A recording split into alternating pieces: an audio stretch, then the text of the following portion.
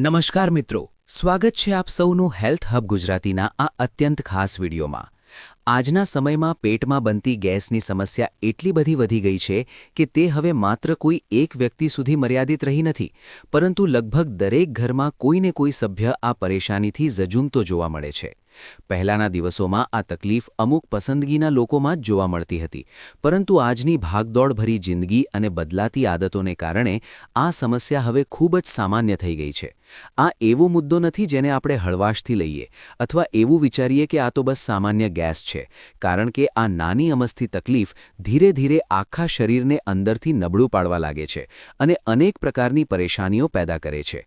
આ સમસ્યાનું સૌથી મોટું કારણ છે આપણી બગડેલી દિનચર્યા અને આજકાલની અનિયમિત અને અસંતુલિત લાઇફસ્ટાઇલ। પહેલાના લોકો ઘરનો હળવો, સંતુલિત અને પૌષ્ટિક ખોરાક ખાતા હતા, પરંતુ હવે મોટાભાગના લોકો બહારનું તળેલું, શેકેલું, ખૂબ મસાલેદાર અને તરત તૈયાર થઈ જતું ફાસ્ટ ફૂડ ખાવાનું પસંદ કરવા લાગ્યા છે। આવા ખોરાકમાં ન તો જરૂરી પોષક તત્વો હોય છે અને ન તો એવું ફાઇબર હોય છે જે આપણી ડાયજેસ્ટિવ સિસ્ટમને મજબૂત રાખી શકે। આ જ કારણ છે કે પેટમાં ગેસ બનવાની સમસ્યા શરૂ થઈ જાય છે અને એ જ ગેસ ધીરે ધીરે આખા શરીરમાં ફેલાઈને અનેક પ્રકારની મુશ્કેલીઓ પેદા કરે છે। જ્યારે શરીરની અંદર બનતો ગેસ યોગ્ય રીતે બહાર નીકળતો નથી, ત્યારે એ જ ગેસ માથામાં ભારેપણું, છાતીમાં દબાણ, પીઠમાં દુખાવો, પેટમાં ખેંચાણ અને બેચેની જેવી તકલીફો ઊભી કરતો રહે છે। ઘણીવાર લોકો કહેતા હોય છે કે આજે માથું બહુ ભારે લાગે છે અથવા પેટમાં કંઈક ગડબડ લાગે છે, પરંતુ તેમને એ વાતનો અંદાજો નથી હોતો કે આ બધાનું અસલી મૂળ એ ગેસ જ હોય છે જે અંદર ફસાયેલો રહી જાય છે। જો તમે પણ ઘણા મહિનાઓ કે ઘણા વર્ષોથી આવી જ ગેસ, એસિડ બનવા કે પેટના દુખાવાની સમસ્યાથી પરેશાન છો, તો તમારે ગભરાવાની કે ચિંતા કરવાની જરૂર બિલકુલ નથી, કારણ કે આજે હું તમને એક એવો સરળ, સસ્તો, ઘરેલું અને ખૂબ જ અસરકારક ઉપાય જણાવવાનો છું, જેને અપનાવ્યા પછી તમે પોતે અનુભવશો કે તમારા પેટમાં હળવાશ આવી છે અને શરીરમાં આરામ મળી રહ્યો છે। આ નુસ્ખો માત્ર ગેસની સમસ્યા પર જ કામ નથી કરતો, પરંતુ તે એવા લોકો માટે પણ ફાયદાકારક છે જેમને વારંવાર એસિડિટી થાય છે, ખોરાક પચતો નથી, પેટમાં બળતરા રહે છે અથવા તેઓ પોતાનું વજન ઘટાડવા માંગે છે। આ વિડીયોને ધ્યાનથી અને બિલકુલ અંત સુધી જોવો જરૂરી છે, કારણ કે આમાં જણાવેલી બાબતો તમારા શરીરને સ્વસ્થ રાખવામાં ખૂબ જ મહત્વની ભૂમિકા ભજવશે। પેટમાં ગેસ બનવાનું સૌથી પહેલું કારણ એ હોય છે કે આપણી ડાયજેસ્ટિવ સિસ્ટમ સુસ્ત અને નબળી પડી જાય છે। જ્યારે પેટ પૂરેપૂરું સાફ નથી થતું અને મળ સમયસર તથા પૂરેપૂરો શરીરની બહાર નથી નીકળતો, ત્યારે શરીરની અંદર જ અનેક પ્રકારની પરેશાનીઓની શરૂઆત થાય છે। આ જ કારણે આજે હું તમને કેટલાક સસ્તા, સરળતાથી મળી રહે તેવા અને પૂરેપૂરા કુદરતી દેશી ઉપાયો જણાવવા જઈ રહ્યો છું।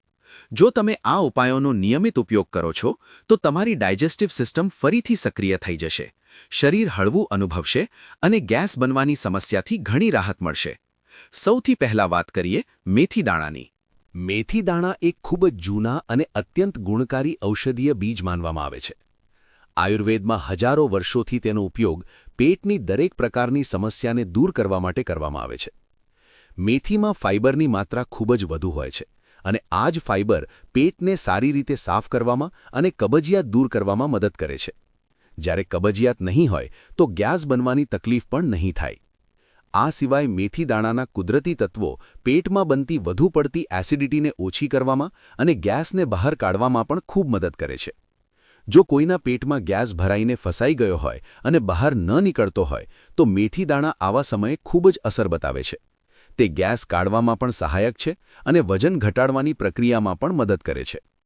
ખાસ વાત એ છે કે તે ડાયાબિટીસ એટલે કે મધુમેહવાળા લોકો માટે પણ સુરક્ષિત માનવામાં આવે છે અને તેમના માટે તો આ પણ વધુ ફાયદાકારક છે। હવે આવીએ જીરા પર। જીરું દરેક ઘરના રસોડામાં રોજ વપરાય છે, પરંતુ મોટાભાગના લોકો એ નથી જાણતા કે તે એક ખૂબ જ શક્તિશાળી ઔષધીય બીજ પણ છે। આમાં રહેલા પોષક તત્વો પાચનને ઝડપી બનાવે છે અને પેટમાં બનતા એસિડની માત્રાને નિયંત્રિત રાખે છે। જો તમે તળેલું, શેકેલું, ભારે કે મસાલેદાર ખાવાનું ખાઈ લીધું હોય અને તે બરાબર પચી ન રહ્યું હોય, તો જીરું સાચી રીતે લેવાથી ખોરાક જલ્દી પચી જાય છે અને પેટમાં હળવાશ અનુભવાય છે। જીરું ગેસ કાઢવામાં પણ ફાયદો આપે છે અને શરીરની ફેટ એટલે કે ચરબી ઘટાડવામાં પણ મદદ કરે છે। હવે આગલી વસ્તુ છે આખા ધાણા।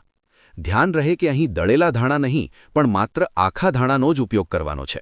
ઘણા લોકો પૂછે છે કે શું દળેલા ધાણા વાપરી શકાય?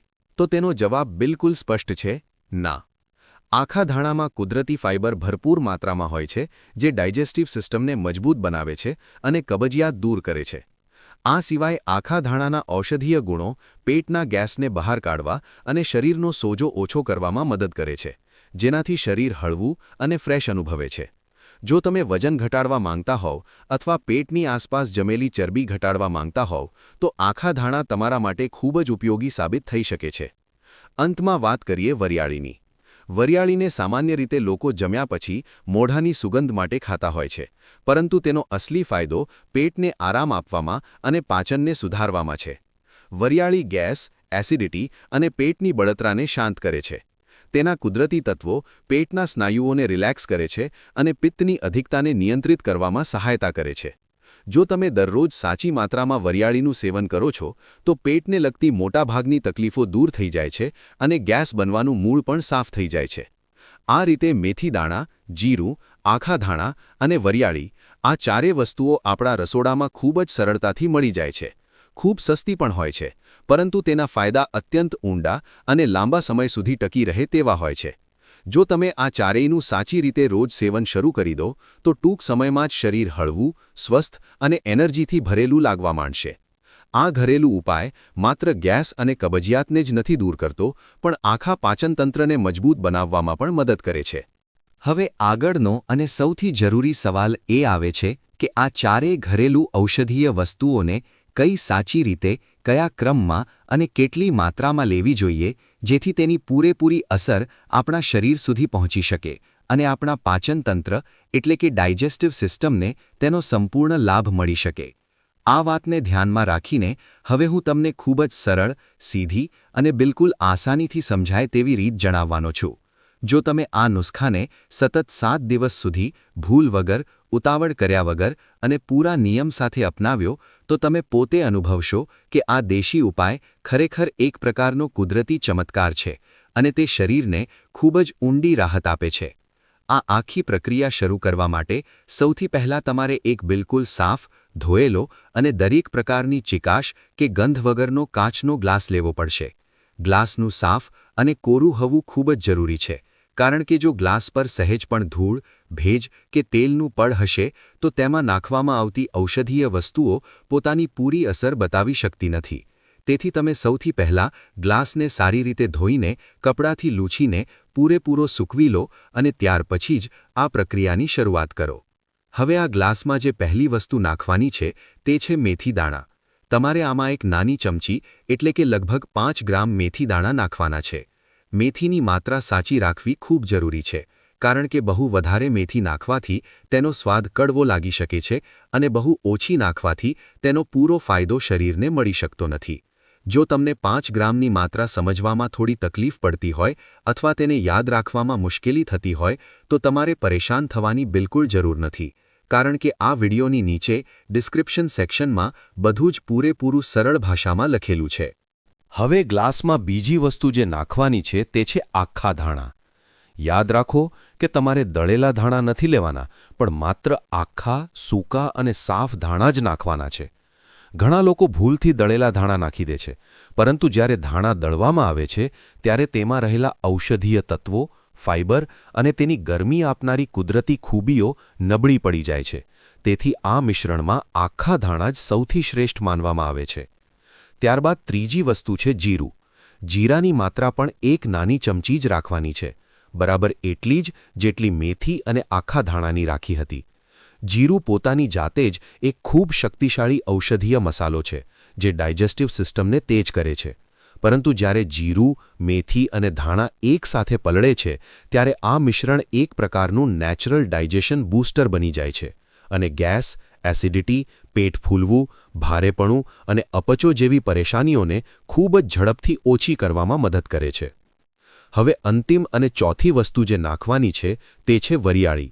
પરંતુ વરિયાળીની માત્રા બાકીની ત્રણેય વસ્તુઓ કરતાં થોડી વધારે રાખવાની છે. તમારે આમાં 2 નાની ચમચી એટલે કે લગભગ 10 ગ્રામ વરિયાળી નાખવાની છે. વરિયાળી પેટની બળતરાને શાંત કરે છે, પેટની ગરમીને ઓછી કરે છે, ગેસ કાઢવામાં મદદ કરે છે અને આખી ડાયજેસ્ટિવ ટ્રેક્ટને ઠંડક આપે છે. તેથી તેની માત્રા બાકીની વસ્તુઓ કરતાં થોડી વધુ રાખવી જરૂરી છે, જેથી મિશ્રણનો પ્રભાવ સંતુલિત રહે.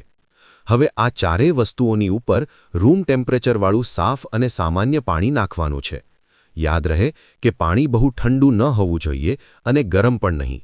બહુ ઠંડુ પાણી આ ઔષધીય વસ્તુઓના ગુણોને પૂરેપૂરા બહાર આવવા દેતું નથી અને બહુ ગરમ પાણી તેમાં રહેલા નેચરલ પોષક તત્વોને નબળા પાડી દે છે. તેથી સાધારણ અને સામાન્ય ટેમ્પરેચરનું પાણી જ વાપરવું જોઈએ, જેથી બધી વસ્તુઓ સારી રીતે પલળી શકે. ત્યારબાદ આ મિશ્રણને એક સાફ ચમચીથી ધીરે ધીરે હલાવો અને ગ્લાસને કોઈ ઢાંકણ કે પ્લેટથી ઢાંકીને આખી રાત એમ જ પલળવા દો.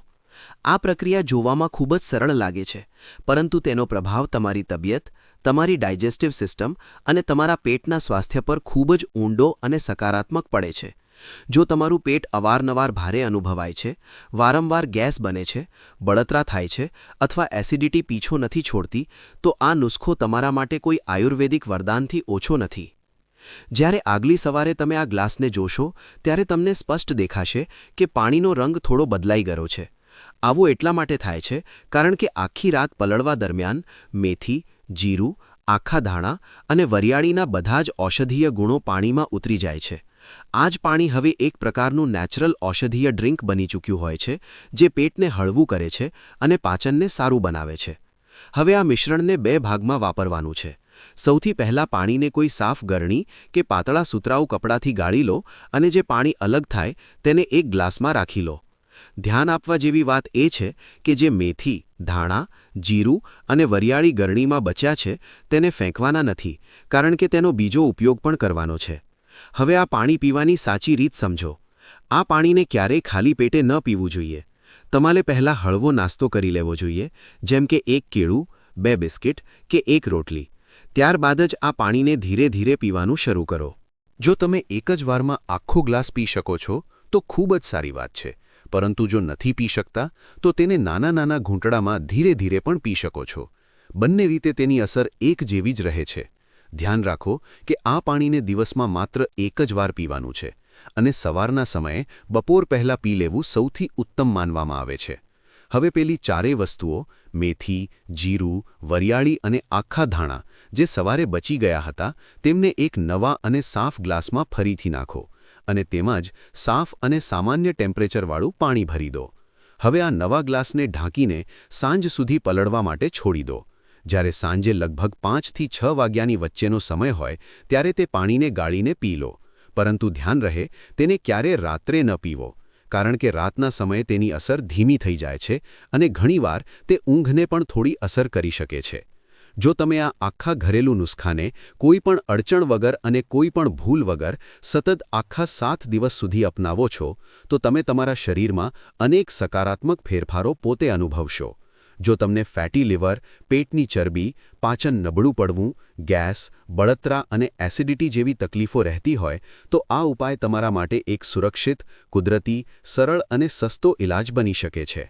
મિત્રો, જો તમને આ વિડિયો ઉપયોગી લાગ્યો હોય તો તેને જરૂર લાઇક કરજો, તમારા મિત્રો અને પરિવાર સાથે શેર કરજો અને અમારી ચેનલને સબસ્ક્રાઇબ કરવાનું ભૂલતા નહીં, જેથી તમને આવી જ બીજી હેલ્થને લગતી જાણકારી મળતી રહે. મળીએ એક નવા વિડિયો સાથે. ત્યાં સુધી સ્વસ્થ રહો, મસ્ત રહો. ધન્યવાદ.